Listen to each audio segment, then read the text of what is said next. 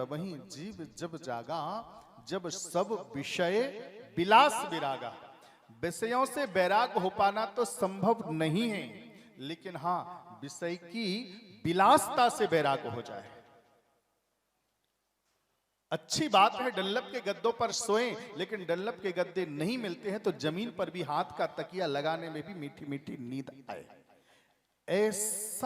ऐसी विलासिता से दूर होकर के, विषयों से दूर नहीं विलासिता से दूर हो जाए तो हमारा काम बन सकता है। और ये सूक्ष्म ज्ञान सिखाती है हमको श्रीमद् भागवत जी। तो सच्चा वैराग यही है। चौथा शब्द है ता। ता का मतलब है त्याग से। कुछ त्याग करें, कुछ करें, कुछ छोड़ें, क्योंकि जब तक कुछ छोड़ोगे नहीं तब तक कुछ पकड़ नहीं सकते हो। कुछ छोड़ना पड़ेगा। अपने घर में किसी को बिठाने के लिए एक रूम खाली तो रखना पड़ेगा, और रूम खाली होगा तभी कोई व्यक्ति आएगा। अगर कहीं रूम खाली होगा तो तुम्हारे घर में कोई आएगा। अब ये कुशलता हमारी है कि हम सज्जन को बिठाते हैं कि दुर्जन को बिठाते हैं, लेकिन एक रूम घर में खाली होना आवश्यक है। तो वो त्याग, अपना त्याग कैसे बनाएं, जीवन में त्याग की भी बहुत महत्वता है। तो भक्ति, ज्ञान, वैराग्य और तप, ये चारों कैसे होते हैं इनका पूरा परिचय देती है भागवत जी। या यूं कहें जिस पुराण की कथा को सुन लेने से हमारे चारों पुरुषार्थ पूर्ण हो जाएं उन्हें कहते हैं भागवत। या यूं कहें कि घर बैठे ही एक स्थान पर भागवत कथा श्रवण करने के द्वारा ही चार धाम की यात्रा पूर्ण हो जाए, उसे कहते हैं भागवत। भागवत जी के अंदर प्रवेश किया। सबसे पहले भागवत महापुराण में आपको बताऊं 335 अध्याय है, 18,000 श्लोक है, 12 स्कंद है। इनमें से महात्म के 6 अध्याय अलग से बताए गए हैं। महात्म के 6 अध्यायों में सबसे पहले श्रीमद् भागवत महापुराण के महात्म के प्रथम अध्याय से लिया गया प्रथम श्लोक, जिसमें सच्चिदानंद भगवान को प्रणाम किया गया है। आए सबसे पहले प्रथम श्लोक का उच्चारण हम सब मिलकर के करेंगे। और इसके पूर्व एक निवेदन और कर दूं आपको, ये भागवत महापुराण की कथा कोई लेक्चर अथवा प्रवचन नहीं है, ये अनुष्ठान है, ये पूजा है। और इसको पूजा और अनुष्ठान की दृष्टि से हम श्रवण करेंगे तो हमको पुण्यफल प्राप्त होता है। जैसे हम लोग रोज भगवान की पूजा करते हैं, रोज आरती करते हैं, लेकिन श्रद्धा के साथ में, भाव के साथ में, शुद्धता के साथ, पवित्रता के साथ में, जितना हम शुद्धता, पवित्रता और भाव का ध्यान रखेंगे उतना ही ज्यादा हमको फल प्राप्त होता है। तो वैसे ही इनको श्रद्धा के साथ में हम लोगों को सुनना पड़ेगा, भाव से सुनना पड़ेगा। एक इसके पूर्व और एक निवेदन कर दो, भागवत कथा हम सुनते क्यों हैं? 4 उद्देश्य से। 4 उद्देश्य भागवत जी। अपुत्रो लभते पुत्रम, धनार्थी लभते धनम, विद्यार्थी लभते विद्याम, मोक्षार्थी मोक्षमाप्नुयात्।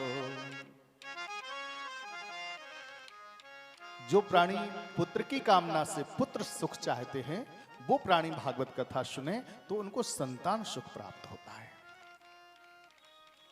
धनार्थी लभते धनम, और भागवत कथा श्रवण करने से जिनके पास में धन आता तो है लेकिन रुकता कम है, अथवा यूं कहें आता है लेकिन व्यर्थ के काम में चला जाता है।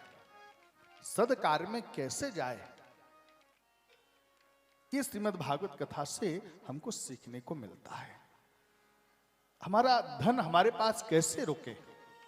धनार्थी लभते धनम, विद्यार्थी लभते विद्याम, और जिनको ज्ञान की आवश्यकता होती है उनको ज्ञान प्राप्त होता है।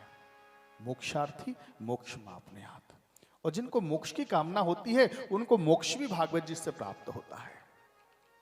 अथवा यूं कहें व्यक्ति के जीवन में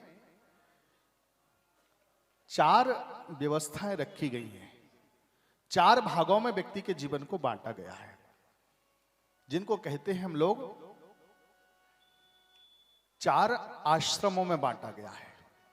सबसे पहला आश्रम होते हैं, व्यक्ति की उम्र को माना गया है 100 वर्ष। 100 को 4 भागों में बांट दिया गया, 25-25 में। 25 वर्ष तक की उम्र तक व्यक्ति को ब्रह्मचर्य आश्रम के नाम से कहते हैं, ब्रह्मचर्य में रहता है। और 25 वर्ष तक हमारा काम रहता है विद्या अध्ययन करना, पढ़ना लिखना और अपने आप को लायक बनाना। अथवा यूं कहें, सबसे पहले 25 वर्ष तक हम कैसे इंसान बने, ये सारी बातें सीखना पड़ती हैं। अपुत्रो लभते पुत्रम, हम अच्छे पुत्र कैसे बने, अच्छी संतान कैसे बने। अपुत्रो लभते पुत्रम, वो हम पूत सपूत तो का धन संचय, पूत कपूत तो का धन संचय, तो हम पूत सपूत कैसे बन सकते हैं, ये 25 वर्ष में ही हमको सीखना पड़ता है और ये भागवत जी हमको सिखाती है। दूसरी बात, 25 से 50 वर्ष तक का जो जीवन होता है उसे कहते हैं गृहस्थ जीवन, गृहस्थ आश्रम। अब गृहस्थ आश्रम में हमें करना क्या है, उस समय हम कैसे अपने परिवार का भरण पोषण करें, अपने समाज को कैसे देखें, अपने गांव को कैसे देखें, अपने व्यापार धंधे को कैसे देखें, ये सारी चीज सिखाती है धनार्थी लभते धनम, भागवत जी।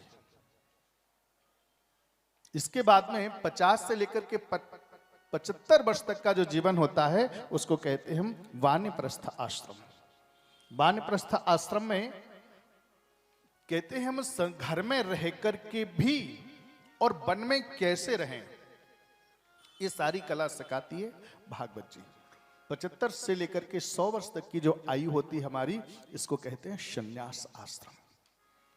संन्यास आश्रम का मतलब होता है हम धीरे धीरे करके संसार से मोह को कैसे त्यागें।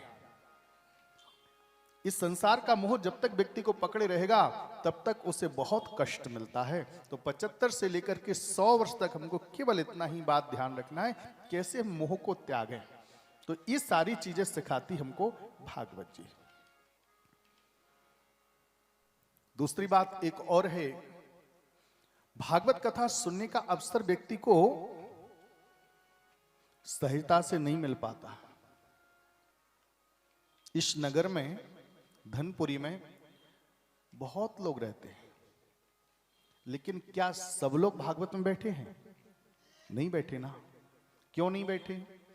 क्योंकि जिसकी किस्मत में है वही शुभारंभ से लेकर के समापन तक कथा सुन सकता है, और जिसकी किस्मत में नहीं होगा ना, वो चाहे कुछ भी कर ले, इतने काम आ जाएंगे कि वो निकल ही नहीं पाएगा, क्योंकि उसकी किस्मत में नहीं है।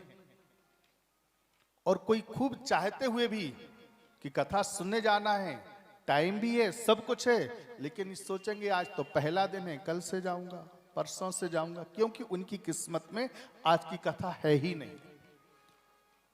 व्यक्ति के जब भाग्योदय होते हैं, और भाग्य उदय एक जन्म का नहीं, भागवत जी में लिखा है भाग्योदय बहु जन्म समर्जिते, एक जन्म नहीं कई जन्मों के जब भाग्य उदय होते हैं तब कहीं प्राणी को भागवत कथा सुनने का अवसर प्राप्त होता है, कई जन्म के।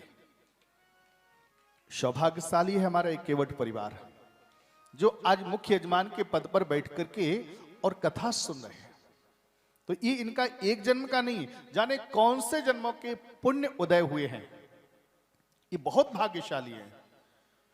और उस पुण्य के प्रताप के द्वारा आज इतने अच्छे से कथा भी नहीं, बहुत अच्छे से कथा, बड़े व्यवस्थित तरीके से कथा को श्रवण कर रहे हैं।